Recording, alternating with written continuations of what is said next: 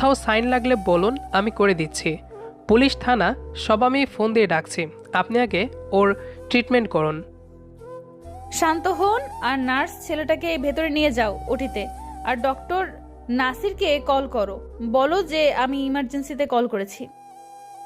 মীরার কথা শুনে নার্স ওটিতে গেল ওটি রেডি করতে, আর একজন ডাক্তারকে খবর দিতে গেল। ওটিতে নিয়ে যাওয়া হচ্ছে নীরবকে। ম্যাম প্লিজ একটু দেখবেন ওর যাতে কিছু না হয়। ছেলেটা মানুষের ভালো করতে গিয়ে এই অবস্থা। ও বাজে ছেলে না, আর না ও কোনো সন্ত্রাসী। আপনি প্লিজ চেষ্টা করবেন যাতে ও না মরে। বাঁচা মরা ওপরওয়ালার হাতে। আমি আমার সাধ্যমতো চেষ্টা করব, আর আপনারা দোয়া করুন। নীরবকে ওটিতে নিয়ে যাওয়া হলো। অপারেশন চলছে নীরবের, আর বাইরে ইমন, বাচ্চু আর সাহিল বসে আছে। সবাই চুপচাপ, যেন শোক পরিবেশ। ইমন শক্ত হয়ে বসে আছে, কারণ ও জানে ও ভেঙে পড়লে বাচ্চু আর সাহিল কান্না করে বসবে। ওটি থেকে মীরা বেরিয়ে এলো। কোনো প্রশ্ন করবেন না, এই ওষুধগুলো নিয়ে আসুন।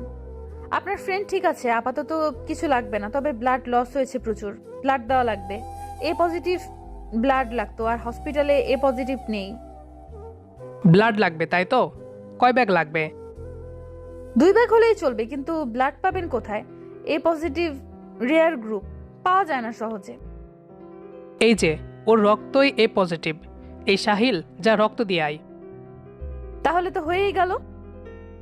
নার্সটা সাহিলকে নিয়ে গেল রক্ত নেওয়ার জন্য, আর এইদিকে বাইরে বসে আছে ওরা। কয়েক ঘন্টা পর নীরবকে কেবিনে শিফট করা হয়েছে। ইমন, সাহিল আর বাচ্চু বসে আছে। আপনার ওর গার্ডিয়ানকে ফোন করেননি?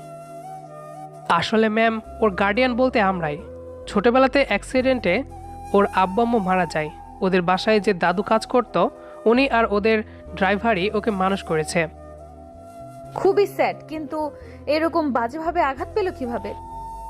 আসলে ম্যাম, বড় গল্প, আপনার সময় হবে না শোনার। বলুন, আমি আপাতত রেস্টে আছি। তাহলে শুনুন। নীরব বরাবরই ঠান্ডা মাথার ছেলে, কিন্তু ও অন্যায় দুর্নীতি এসব দেখতে পারে না। ওদের ভার্সিটির এক রাজনীতি করে বড় ভাই, উনি এক মেয়েকে রাতের আধারে নিয়ে শ্লীলতাহীন করে। শুধু ওই মেয়ে না, আরও অনেক মেয়ের লাইফ নষ্ট করেছে। কিন্তু ঘটনা তখন ঘটে যখন ওই ভাই আমাদের এক মেয়ে ফ্রেন্ডকে কুপ্রস্তাব দেয়। আমাদের ফ্রেন্ড ওনাকে মানা করে দেয়, প্লাস আমরা রিকোয়েস্ট করি ওই ভাইকে, বাট ওই ভাই উল্টা খেপে গিয়ে আমাদের ওই মেয়েকে রাতে তুলে নিয়ে গিয়ে ধর্ষণ করতে চায়। তখন নীরব ব্যাপারটা জানতে পেরে সেখানে গিয়ে ওই ভাইকে পিটিয়ে আদমরা বানিয়ে ফেলে। আর আজকে ওই ভাইয়ের বন্ধু বান্ধবরা মিলে নীরবকে একা পেয়ে ইচ্ছামতো পেটায়। পরে আমরা গিয়ে ওকে উদ্ধার করি। ওই ছেলের নাম কি? আপনারা থানায় যাননি এখনো? থানায় গিয়েছিলাম, কিন্তু ওই বড় ভাইয়ের ক্ষমতা অনেক। শুনেছি এনকে টেক্সটাইল মিলের মালিকের ছেলে, প্লাস রুলিং পার্টির নেতা, তাই পুলিশ কিছু করছে না। NK textile? হুম। ওই ছেলের ছবি আছে? হ্যাঁ আছে, এই যে দেখুন। মীরা ছবিটা দেখে কয়েক পা পিছিয়ে যায়, কারণ ছবিটা ওর বড় ভাইয়ের। আপনাদের কাছে প্রমাণ আছে? প্রমাণ আছে, ভিডিও ক্লিপ আছে কিছু মেয়ের সাথে। আপনার ফ্রেন্ডের জ্ঞান ফিরলে আমাকে জানাবেন। আমি এখন আসছি। মীরা চলে গেল। কিছুক্ষণ বাদেই নীরবের জ্ঞান ফিরল। কিরে, তোরা ঠিক আছিস তো? শালা, তুই ঠিক আছিস? রাখে আল্লাহ মারেকে, আমি এত সহজে মরবো না রে। এখন কথা কম বলে ওই ওষুধগুলো খান। আপনি এই সময়? উনি কে? তোর ট্রিটমেন্ট উনি করেছেন। আপনাকে ধন্যবাদ দিয়ে ছোট করব না, তবে আমাকে নতুন করে জীবন দেওয়ার জন্য কৃতজ্ঞ আমি। ইমন, আপনারা একটু বাইরে যান, আপনার ফ্রেন্ডের সাথে আমার কথা আছে। আচ্ছা, প্রয়োজন হলে ডাক দিয়েন। ওদেরকে বাইরে পাঠিয়ে দিলেন, গুরুত্বপূর্ণ কিছু বলবেন? আসলে সরি নীরব, তোমার এই অবস্থার জন্য আমি দায়ী। মানে? যেই ছেলে তোমার এই অবস্থা করেছে ও আমার বড় ভাই, আর 1 নাম্বারের ক্যারেক্টারলেস। তো এখন কি বলতে চান? ওর নামে সাফাই গাইতে চাইছেন? আমাকে ভুল বুঝো না, আমি ওর নামে ক্ষমা চাইতে আসিনি। আমি এসেছিলাম তোমাকে বাঁচাতে। আমাকে বাঁচাতে মানে? আমার ভাই খুব খারাপ, ও আমার প্রতিও কুনজর দেয়। আর এর আগে কয়েকটা মার্ডারও করেছে। তুমি হসপিটাল থেকে রিলিজ হলেও ও আবার তোমাকে মারার চেষ্টা করবে। বাঁচা মারা উপরওয়ালার হাতে, কিন্তু আমি ওর একটা ব্যবস্থা না করা পর্যন্ত ঠান্ডা হতে পারবো না। নীরব, একটা কথা বলি, শুনবে? কি কথা? আমাকে বিয়ে করো। মানে পাগল আপনি? চেনা নাই জানা নাই, বিয়ে? আমাকে কতটুকু চেনেন? আমার ভাইয়ের শত্রু যেহেতু তুমি, তার মানে তুমি ভালো মানুষ। কিন্তু আমাকে বিয়ে করে আপনার কী লাভ? আপনি একজন ডাক্তার, আমার থেকে অনেক ভালো ছেলে ডিজার্ভ করেন। কেন? তুমি খারাপ কোথায়? শিক্ষিত, মার্জিত, সব দিক দিয়েই ঠিক আছো। না না, এভাবে বিয়ে হয় না। আমি তোমাকে বাঁচানোর জন্যই করছি কাজটা। আমাকে বিয়ে করলে আমার ভাই তোমাকে টাচ করার সাহস পাবে না। তুমি তখন গোপনে যা করার করতে পারবে। আমিও চাই ওর বিচার হোক। ও আমার বান্ধবীকে বাসায় ডেকে ছাদে নিয়ে সর্বনাশ করে, মেয়েটা শেষে আত্মহত্যা করে। আপনার আব্বু আম্মু কিছু বলবে না? আমার আব্বু আম্মু আমার উপরে কথা বলে না। আমার কিছুটা সময় দরকার ভাবার জন্যে।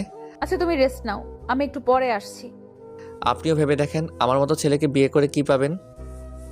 আমার ভাবতে হবে না। আমি কিছুর আশায় বিয়ে করতে চাইছি না।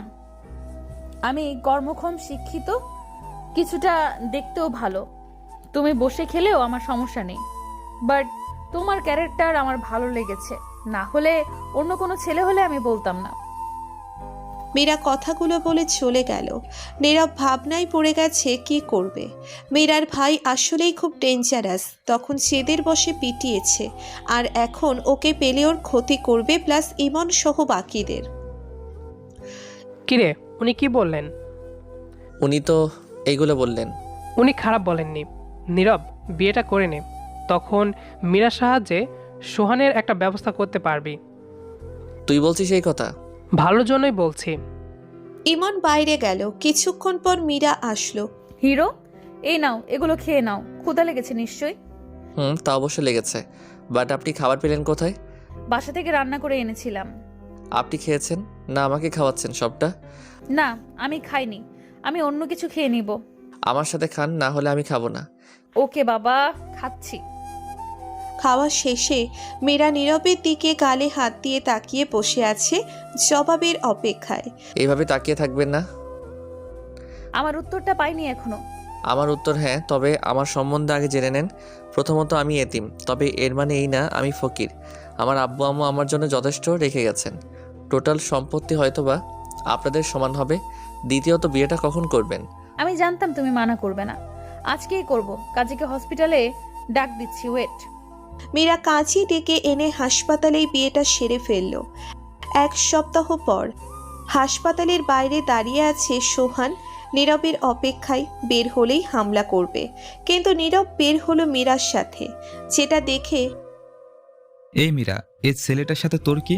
ওর হাত ধরে আছিস কেন? আমার হাজবেন্ড। আমি হাত ধরবো না তো তুই ধরবি?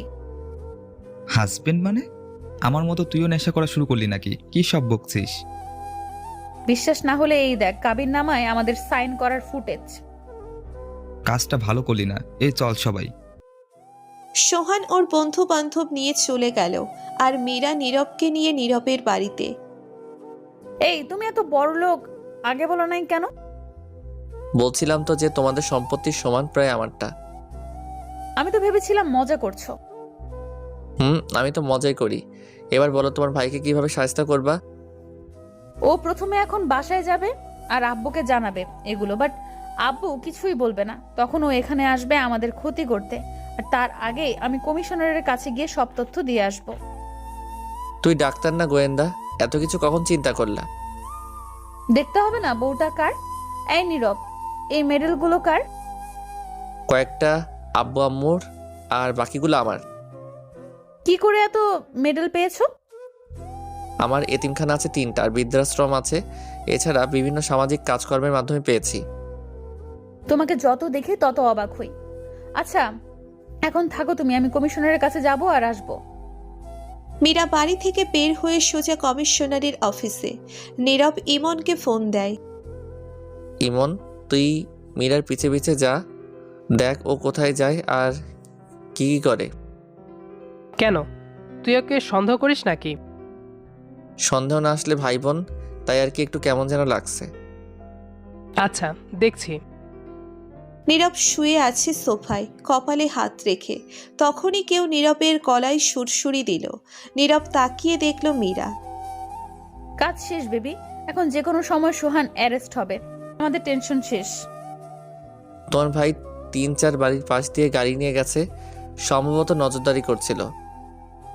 নজরদারি করছিলাম না, তোকে মারতে এসেছিলাম, বাট শিওর ছিলাম না তুই বাড়িতে আছিস। আজকে তোকে মেরে এখানেই পুঁতে দিব। সোহান, তুই যা এখান থেকে, নইলে খারাপ কিছু হবে। আমাকে ভয় দেখাচ্ছিস? আমি তোকে আমার কবে থেকে ভয় পাই? ফিগারটা তো জোশ বানাইছিস, শুধু বোন বলে বেঁচে গেলি, না হলে কি করতে জানোয়ার? ছি, তোর মতো মানুষকে গুলি করে মারা উচিত। কে কাকে মারে দেখ। এটা বলেই সোহান বন্দুক বের করে কোমর থেকে আর নীরবের দিকে ফায়ার করে নীরব কোনো রকমে সরে যায়। সোহান আবার গুলি চালাতে নেয়, আর তখনই কেউ ওর হাত থেকে বন্দুক ছিনিয়ে নেয়। সোহান তাকিয়ে দেখে পুলিশ। সোহানকে পুলিশ ধাক্কাতে ধাক্কাতে নিয়ে যায়। এই তুমি ঠিক আছো? হ্যাঁ আমি ঠিক আছি। গুলি লেগে তাক থেকে কয়েকটা বই পড়ে গেছে। মীরা, আমাদের তো বিয়ে হলো অনেক দিন।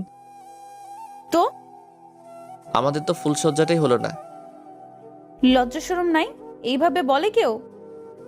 কিসের লজ্জা? তুমি কি বাইরের মেয়ে নাকি? আমার ওয়াইফ তুমি। আমার ভয় করে। কোনো ভয় নাই, চলো আজকে খেলাধুলা করা যাক। প্রোটেকশন আছে সাথে? আরে কিসের প্রোটেকশন, যা হবে সব মালিকের ইচ্ছে। এটা বলেই নীরব দরজা বন্ধ করে দিল।